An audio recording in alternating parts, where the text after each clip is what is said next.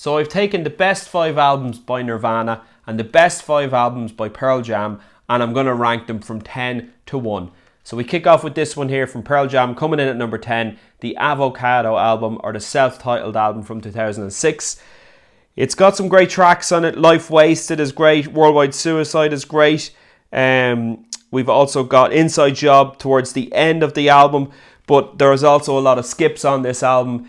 I'm considering it Pearl Jam's 5th best album, but for me, it's the 10th on this list, and that's why I'm putting it in at the bottom here. Okay, that's Pearl Jam kicking us off. Coming in at number 9 is a Nirvana album, and technically it's a B-sides album, but I still think it's strong enough to make this list. It is Incesticide. This one's got some great tunes on it. Dive, Sliver, Stain, Molly's Lips, Son of a Gun, New Wave Polly, an electric version of that particular song, Hairspray Queen, Aero Zeppelin, Aneurysm. There's a lot of good stuff on this album, considering it's not a fully fledged studio album. It's only a B-sides, but I still think it's well worthy of a place on this list. So that one is coming in at number 9. Coming in at number 8, it's the debut album from Nirvana, Bleach. I think the production lets this album down. I think it's got some great songs on it. You know, we've got Floyd the Barber, About a Girl, School, Love Buzz, just to name a few. Negative Creep is another classic. But yeah, because it was their debut album, it was made on a low budget. And for that reason, I think it should come in at number 8 on this list. Okay, we'll keep moving along here. And coming in at number 7 is Pearl Jam's Yield, released in 1998. This album had Jack Irons come in on drums, and it's more of a songwriter type album than a rock or grunge album, which were the previous efforts that Pearl Jam had released in the early 90s. I still think it's a fantastic album. It's got Given to Fly on it. It's got a great rock song there in The Brain of Jay. Faithful is a fantastic song. Wishlist is another brilliant one. And then Evolution, which they play live an awful lot, is class. And then Low Light is another brilliant song. I think this album punches above its weight. Even though it's not as heavy as other Pearl Jam albums, I still think it's an excellent album and well deserving of a place at number 7. Okay, we're getting into the serious business now. Coming in at number 6, it is the 3rd album from Pearl Jam. It's Vitalogy. Now, this album is hit and miss. There's no doubt about it. It's got some fantastic songs on it there, like Last Exit is brilliant, Not For You, Nothing Man, Corduroy, Better Man, and Immortality. Amazing. Some of Pearl Jam's best work on this album. However, a lot of the stuff on here is odd and off the wall, and I think Pearl Jam really wanted to make a statement on this album and not be commercial. The production is very raw. It sounds very much like a punk rock record in some instances, and they actually won a Grammy for Spin the Black Circle. Who would have thought that? But for me, it's coming in at number 6 on this list. Vitalogy from Pearl Jam. Okay, coming in at number 5, it's In Utero from Nirvana. Their last studio album, released in 1993. This one, again, it's got fantastic material on it, but I think the production lets it down. I'm not a big fan of Steve Albini's production style on this album. I think it's too raw, to be perfectly honest. 2 of the songs on this album, Heart-Shaped Box and All Apologies, needed to be remixed with Scott Litt coming in along with Adam Casper to carry out those remixes. But in my opinion, some of the music on this is fantastic. Sentenced Apprentice is a great song. So is Serve the Servants, actually. We've got Rape Me, of course. That was a very famous song. Dumb.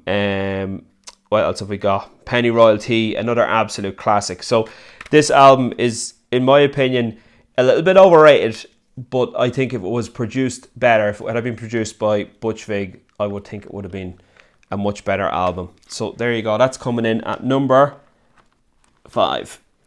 Okay, coming in at number 4, it's Pearl Jam's 2nd studio album, Versus. This was a massive seller for the band. The first album with producer Brendan O'Brien. They decided to go with a more stripped down version, or a more stripped down sound than what they had on their debut album 10. So we've got songs like Go, Animal, Daughter, Glorified G, Dissident, Blood, Rear View Mirror, Elderly Woman, Leash, Indifference. This one is packed full of hits and very few moments that you'd actually skip, to be honest. So for me, easily getting in there to the top 4. But there's stiff competition at the top of this list. So we'll stick this one in at 4. And we'll keep going here at number 3. Number 3 is a Nirvana album, and technically it's a live album, but we've got slim pickings from Nirvana, so I don't have that many albums to run through. So it's this one here, MTV Unplugged in New York. I think it's a fantastic album. Even though it's a live album, I think it's just unbelievable. It's got a mix of deeper cuts from Nirvana's albums with 1 or 2 hits sprinkled in there and a lot of covers. So we've got About a Girl from Bleach, Come As You Are from Nevermind, and then we get 2 covers, Jesus Don't Want Me First Son being Man Who Sold the World, Man Who Sold the World being, of course, a David Bowie cover. We get a great version of Penny Royalty from In Utero, and we get Dumb, and we get Polly in a Plane and Something on the Way from Nevermind, Plateau, Oh Me, and Lake of Fire from the Meat Puppets, and they actually joined Nirvana on stage for this one. We get a great version of All Apologies from In Utero, and then we get a version of the Lead Belly classic Where Did You Sleep Last Night to finish off the album. But for me, this one definitely in the top 3 without a shadow of a doubt. I think it's a fantastic piece of work.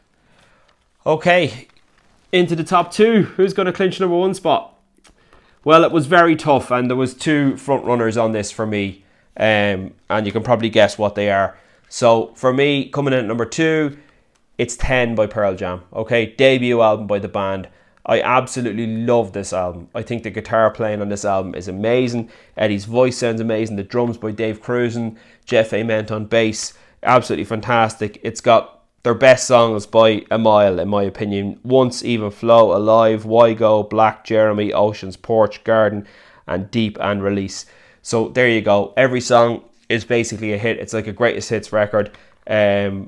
It's well produced, even though some people think there's too much reverb on it, but they were coming from that 80s sound. The band were actually fans of Kiss and Aerosmith, so they did want a classic rock feel to this one. I think it sounds absolutely amazing. I think it's one of the best albums of all time, but not as good as what's coming in at number 1. Really no surprise if you watch this channel, you know how much I love this album. It is, of course, Nevermind from 1991 by Nirvana. Absolutely top drawer. Perfect album, no skips. This one changed my life, changed a lot of people's lives, I'm sure, that watch this channel. Smells Like Teen Spirit, you know, one of the most important songs of the last 50 years. In Bloom, Come As You Are, Breed, Lithium, Polly, Territorial Prisons, Drain You, Lounge Act, Stay Away, On a Plane, Something in the Way, and then, of course, the hidden track, Endless Nameless. Produced by Butch Vig, first album with Dave Grohl on drums for the band.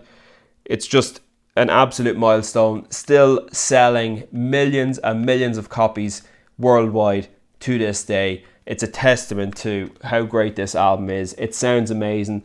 Vocals, guitars, bass, drums, all mixed perfectly, overdubbed, overlayered. It's fantastic. I've said so much about this album. It's a 10 out of 10. But there you go. That's my ranking from 10 to 1. We've got Pearl Jam's self-titled album at number 10. Incesticide by Nirvana at 9. Bleach by Nirvana at 8. Yield by Pearl Jam at 7. Vitalogy by Pearl Jam at 6. In Utero by Nirvana at 5.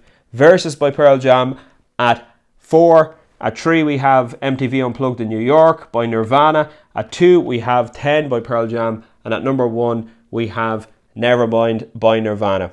I hope you liked my ranking video. Please let me know in the comments below if you would have these in a different arrangement, or tell me what your top 10 between Nirvana and Pearl Jam might be. Maybe pick 5 from each band and then give me your ranking. That's probably the best way to do it to keep it fair. But yeah, if you liked the video, hit the like button, and if you could also subscribe, and I will talk to you on the next one. Bye for now.